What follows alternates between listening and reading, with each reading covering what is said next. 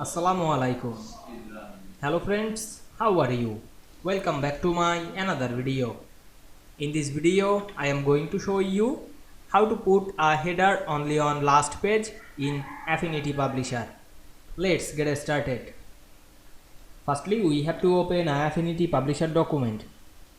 Now we want to put header only on the last page. Firstly, go to the window menu and enable the pages section. Then we can see here show the all page.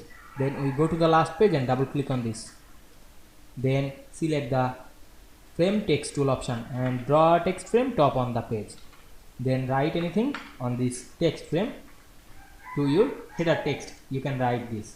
Now I am write my header text. Then go back the tool section, select the move tool and you can move this header middle on the page.